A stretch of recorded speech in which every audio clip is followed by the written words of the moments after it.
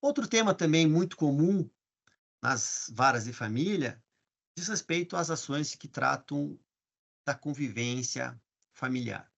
ou do direito de convivência. Independentemente do modelo de guarda, é necessário que seja por acordo entre os genitores ou de uma forma imposta pelo magistrado ou pela magistrada, a determinação de um período de convívio dos filhos com aquele genitor que não exerce a base da residência daquela criança ou daquele adolescente. A preocupação dos profissionais deve estar centralizada na manutenção do convívio da criança ou adolescente com cada um dos pais, e não na organização de um calendário específico de visitas. Nesse sentido, inclusive, a lei é omissa sobre a forma como a convivência deve ser realizada, prevendo apenas que o tempo deve ser dividido de forma equilibrada com a mãe e com o pai. Esse equilíbrio não significa uma divisão matemática do tempo com cada um dos núcleos, havendo sempre necessidade que se faça, em um ambiente ideal, uma construção conjunta dos dias, dos horários e locais de retirada, sempre pensando no melhor interesse daquela prole, daqueles filhos, daquele casal. Os horários devem atender ao conforto dos filhos e não dos seus genitores. Equilibrada também não significa alternada, como se períodos fossem divididos de uma forma idêntica entre um e outro pai e mãe. Apesar do disposto na legislação de forma clara a respeito da guarda e do convívio, ainda existe muita confusão no que diz respeito à guarda compartilhada e à guarda alternada. Deve-se entender essa guarda alternada como a alternância de períodos específicos seguidos entre pai e mãe, em que aquela criança ou aquele adolescente permanece com cada um dos seus genitores. Se trata, em verdade, de uma modalidade monoparental, na medida em que, no período em que a criança se encontra com cada um dos seus pais, apenas aquele pai ou aquela mãe está desempenhando o cuidado de uma forma alternada, de uma forma sequencial. Na modalidade, por sua vez, de compartilhamento, ou seja, na guarda compartilhada, os dois pais possuem a guarda da criança, com uma convivência equilibrada,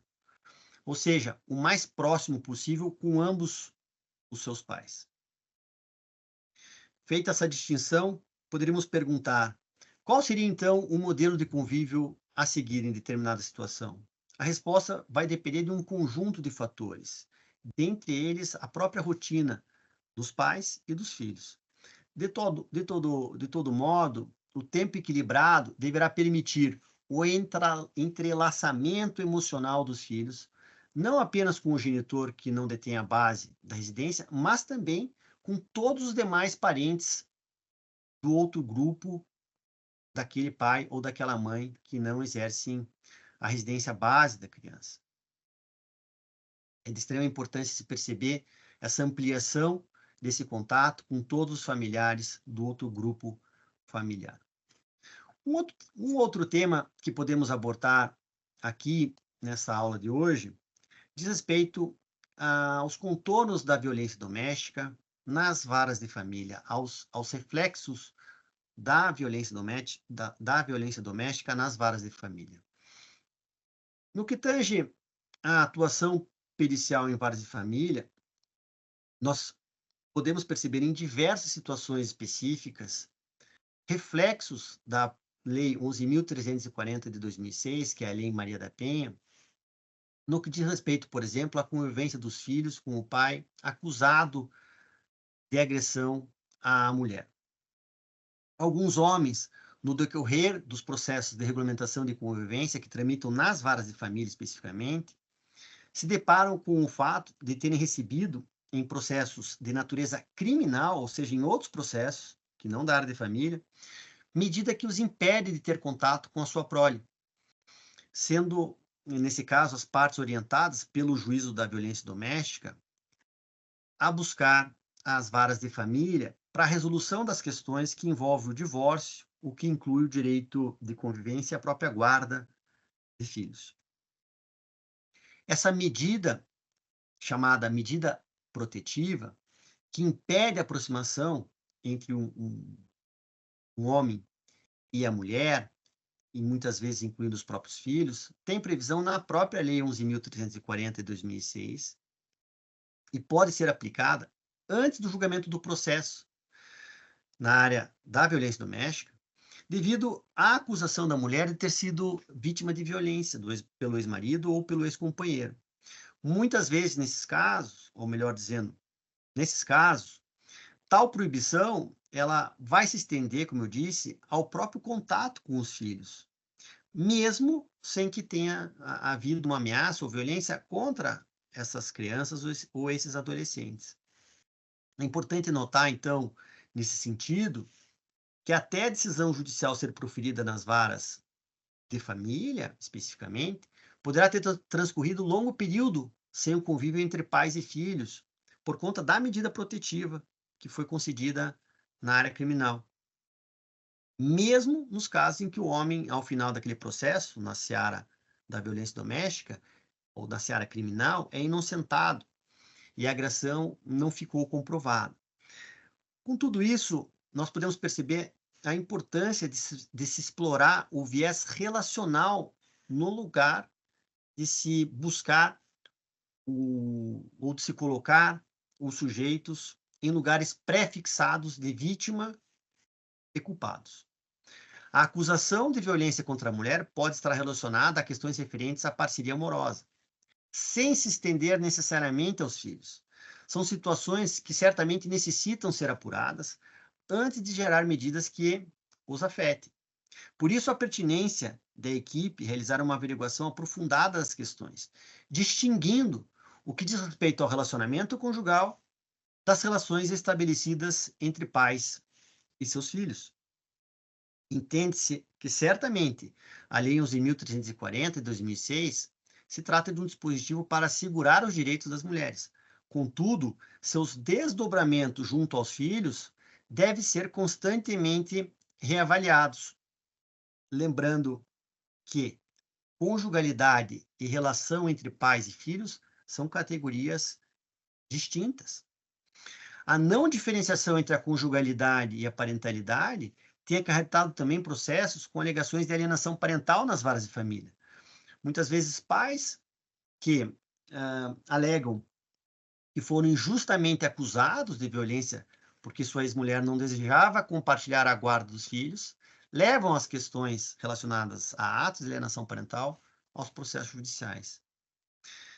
Por isso, se percebe que a guarda compartilhada, a alienação parental e a acusação de violência doméstica podem ser situações nas varas de família que se encontram entrelaçadas, ligadas em um mesmo processo.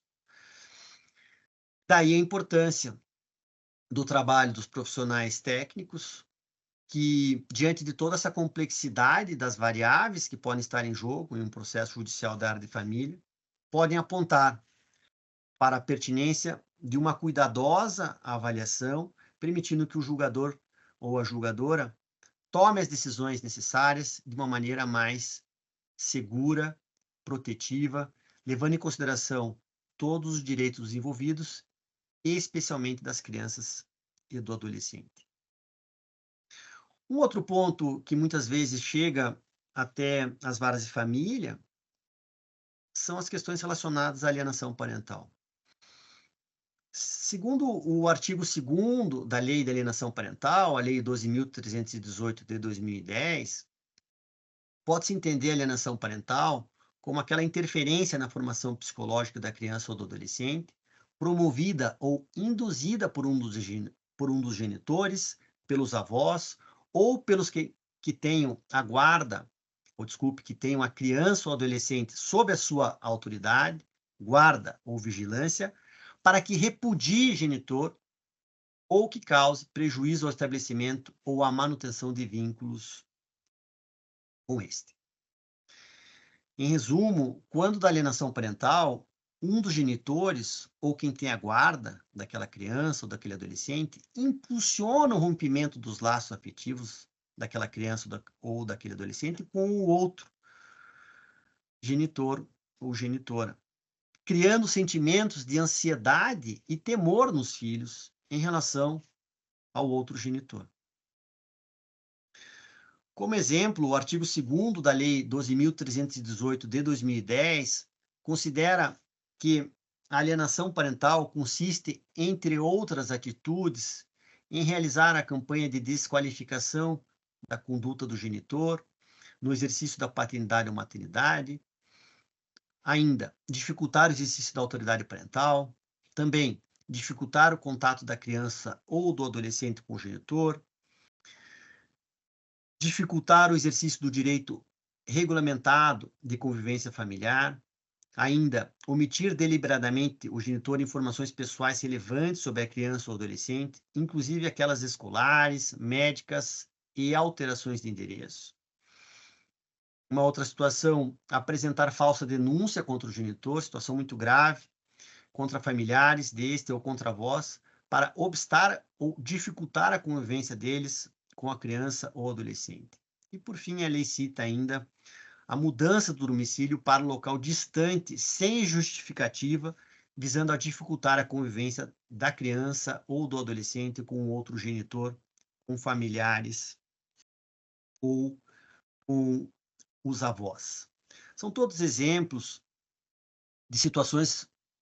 que podem ocorrer quando se trata da prática de atos de alienação parental. A Lei 12.318 também dispõe no seu artigo 6º que diferentes medidas podem ser aplicadas nos casos em que se comprove a alienação parental. Dentre elas, de importância aqui nesse momento, a determinação de acompanhamento psicológico e ou biopsicossocial, bem como a inversão da guarda daquela criança ou daquele adolescente. A lei estabelece ainda, em seu artigo 5º, parágrafo 1º, que para a identificação da prática alienadora, o mais rápido possível, deverá ser determinada a realização de perícia psicológica ou biopsicossocial. Esse laudo, produzido pelo profissional da área, tanto da psicologia ou do serviço social, terá por base a ampla avaliação psicológica ou biopsicossocial, conforme o caso, compreendendo inclusive entrevista pessoal com as partes, exame de documentos dos autos, histórico do relacionamento do casal e da separação, cronologia de incidentes, avaliação da personalidade dos envolvidos e exame da forma como a criança ou adolescente se manifesta acerca de eventual acusação contra o genitor. Por fim, independente da situação prevista, importante trazer nesse momento a ressalva do artigo 5º do parágrafo 2º da Lei de Alienação Parental,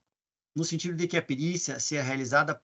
por profissional ou equipe multidisciplinar habilitados. O que se quer dizer com profissionais habilitados? Se exige pela própria lei que aquele profissional que vai atuar nessas situações, em qualquer caso,